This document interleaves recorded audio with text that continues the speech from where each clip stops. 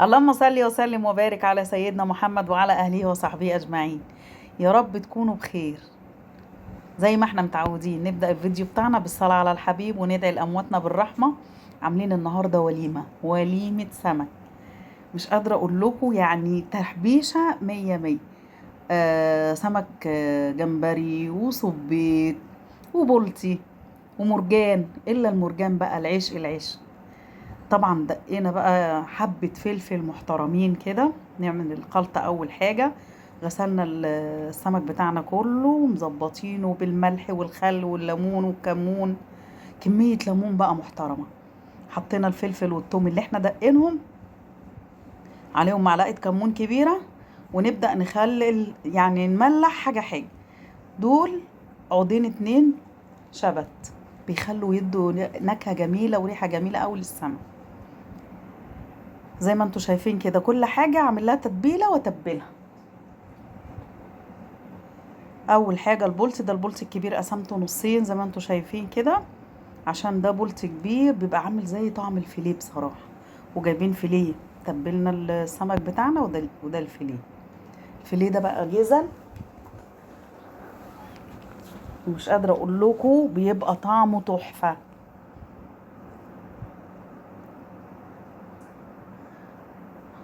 عودين الشبت اللي احنا حطيناهم بيخلوا ريحة السمك في حتة تانية. كده خلاص خلصنا، يلا نخش على النوع التاني. نطلع ده بقى من التتبيلة بتاعته ونشوف هنعمل ايه.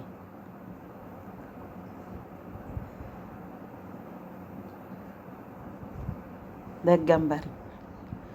مش قادرة اقول لكم وهدي حيلي في التنظيف. طبعا يعني لما كمية جمبري تنضفيها. بنتي بقى جت قالت لي يوم انا هساعدك انا في تنظيف، وقلت لها يلا اقعدي، عايز قعدة. اول حاجة قشرناه وعايز يتشال منه بقى ايه الحبل الرملي العصاية اللي هي بتاعت الشيش طاووق دي يا حبايبي. بتشيل الحبل الشوكي بتاعها. بصوا السمك بتاعنا كله كده في المية والملح والخل والليمون. هعمل تتبيلة تاني عشان ده السمك ده جه على جزئين والله المستعان يعني. كان الحباب وريحة الحباب كلها كانت جاية تاكل منه. زي ما شفتوا كده الحبل الرملي بيتشال بالراحة منه.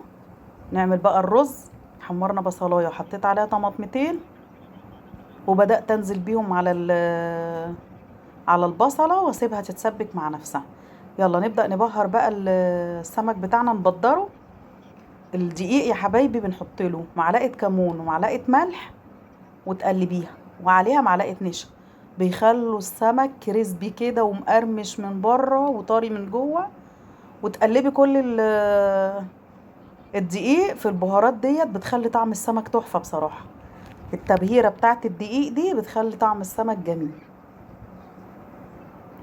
ونبدأ نبهره كده نبدره زي ما انتوا شايفين ونسيبه واحدة واحدة كده لحد ما تخلصي كله كده. خلاص احنا اللي نقعينه في الملح والليمون والكمون سيبناه قلبناه في المصفى، وبدأت ابدر زي ما انتوا شايفين كده يا حبايبي حبة حبة.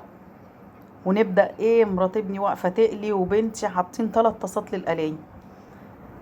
لان بصراحة كان السمك دوت لكل حبايبي ولادي كلهم وولادهم، يا رب ما حد يحرم حد من اللي يا رب. واحلى حاجة اللمة. كده خلاص التسبيكة بتاعتنا اتسبكت. ننزل بقى على الرز. ننزل الرز عليها، بصوا ريحتها تحفة. بصلة، واول ما تصفر تحطي معلقة التومة، وبعد كده تروح حاطة عليها قطيتين متخرطين وتقلبي وانزلي بقى بالرز تاكلي احلى رز. وده الجمبري. طبعا تبلاه بنفس التتبيله اللي انتوا شايفينها واللي انتوا عرفتوها. طبعا انا عملت كل حاجه جزء بعمل له تتبيله لوحدها. نقلي بقى. وكان جايب صبيط، بس كان جايب صباطيه واحده صغننه كده. احنا هنعمل حاجات. لو انتي لسه معايا في الفيديو لحد دلوقتي انزلي حطي لايك واشتراكي قمر لو انتي مش مشتركه. كده الطاسات عندنا اتبهدلت شويه، بدأنا هنعمل طاسه جديده تانية لل للسمك اللي هو اللهم صل على النبي اللي هو الجزل الفيليه. عصرة الليمونة وترمي القشرة في الزيت ما تخليلكيش ريحة زفارة خالص لا في المطبخ ولا في السمك. تنزلي باول حاجه نزلنا بيها. بصوا الرز اتشرب وبقى قمر معانا ازاي، ريحته بقى مفحفحه مش قادره اقول له. والسمك بص لما بتقطعيه، لما السمكيه تبقى كبيره وتقطعيها نصين بتبقى تحفه زي ما تكوني بتاكلي فيليه بالظبط. وادي الفيليه بتاعنا اتحمر واخد لون جميل. نبدا بقى نطلعه على مناديل مطبخ. يلا نشوف بقى هنعمل ايه. الطاجن بتاع الجمبري عاملين حبة حاجات عظمة عظمة عظمة في الفيديو ده. زي ما قلت لكم لو انتي لسه مشتركتيش اشتركي، لو مشتركة يلا انزلي حطي لايك يا قمرة وتعليل. خرطنا بصلاية وطماطمايه وقرنين فلفل في قلب الطاجن، وحطينا عليهم معلقة توم كبيرة، ونقلب بقى الجمال ده كله. بصل وطماطم وفلفل وتوم. اخدت نصهم على جنب ونزلت بالجمبري، والنص التاني غطيته بيه. ده الطاجن بتاعنا القمر. طبعا التوابل بتاعتنا نحط رشة زيت بقى. وكنا عاملين كمان ايه سمك تونة. يلا على الفرن، دخلنا الطاجن على الفرن مع التونة. شوية كمون بقى حلوين كده على الوش. ونبدأ بقى نعمل حاجة تانية. معلقتين زبدة اصبروا كده، معلقتين زبدة وشوية زيت طبعا عشان الزبدة بتاعتنا ما تتحرقش. حطينا معلقة كمون معلقة توم لحد ما تحس الريحة بتاعتهم طلعت. ننزل بشوية جمبري ياخدوا تشويحة صغيرة مفيش يعني بتاع دقيقة مش أكتر. وننزل عليهم بالشوربة بتاعت ايه بقى، الشوربة بتاعت الكابوريا. ادي الطاجن القمر بتاعنا. ننزل عليهم بشوربة الكابوريا. وهنعمل ملوخية كنت اليوم ده مسخراه. بصوا شوية جمبري قلبناهم كده في معلقة زبدة ونزلنا بيهم بشوية شوربة الجمبري. بصوا أول ما غليت طلعنا الطاجن وطلعنا التونة من الفرن. نبدأ بقى اللي بنعمله بنرصه في الصواني ونبعده عننا. ربنا يوسع على الجميع يا رب. جه ابني قال لنا اللي انتوا خلصتوها نعمله. وادي معانا المرجان اتقلى. طبعا بدرناه بنفس الطريقة بتاعت السمك اللي هو البولتي. مرجان ده بقى مش قادرة اقول لكم تحفة يا حبايبي. وادي الجمبري المقلي. وخدنا شوية جمبري للملوخية وشوية جمبري هنشوف هنعمل ايه دلوقتي. شوحناهم في معلقة زبدة وشوية زيت ببصلاية صغيرة مفرومة ناعم. وننزل بقى بقرنين فلفل متقطعين، جزراية مبشورة. كل حاجة بتنزل تاخد لفة مجرد دقيقة مش أكتر. ننزل بالجزراية برضو تاخد لفة كده في الزبدة والزيت. ننزل بالبهارات بتاعتنا بقى، الكمون، بهارات السمك، الملح. خلاص كله كده أخد لفة مع الجمبري. بصوا بقى الجمبري بقى هياخد كل ده لفة مع الجمبري. نزلنا الجمبري كده وشوية صبيت. نسينا نشيل شوية صبيت، خدت شوية مقليين دولهم كده تنسوا. والكابوريا بقى دي شوربة السفود عظمة على عظمة يا ست. مش قادرة اقول لكم. ما كانش عندنا كريمة لباني. بعت جبت بصراحة ابني قال لي خلاص ما فيش كريمة لباني مش هنعمل. قلت له لا هنعمل هنتصرف. جبنا كيس لبن بخيره، حطينا معلقة دقيق.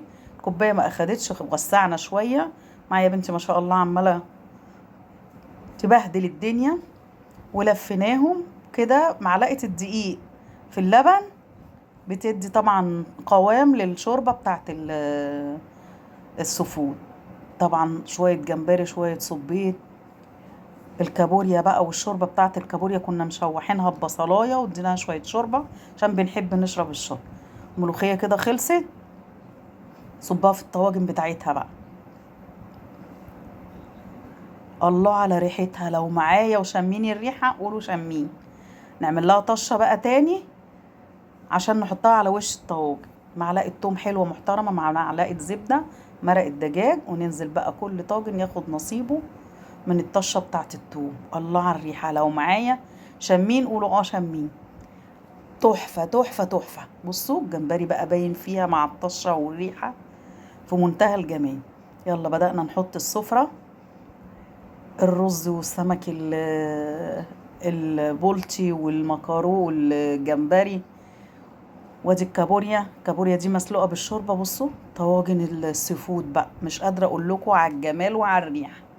الله الله كانت حتة سفرة ما حصلتش. ايه رايك يا استاذ احمد؟